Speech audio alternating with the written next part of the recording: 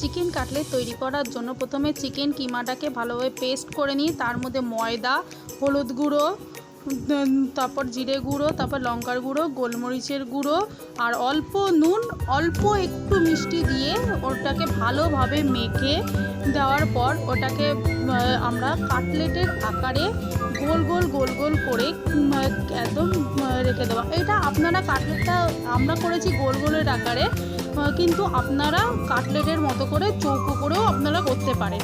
আমাদের কাছে পরিমাণটা কম ছিল, কারণ আমরা বেশি পরিমাণে কিনতে পারিনি, তাই আমরা অল্প পরিমাণে কিনেই আমরা করছি, তাই আমরা গোল গোল করেই করেছি।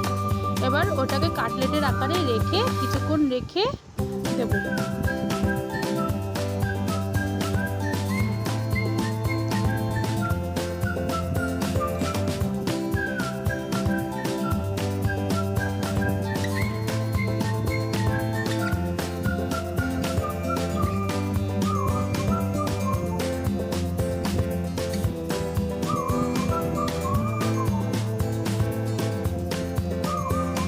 এরপর কড়াইয়ে তেল গরম করে ওর মধ্যে এক এক করে আমি কাটলেটের মতো করে আমরা তৈরি করে রেখেছি সেটাকে ছেড়ে দেবো।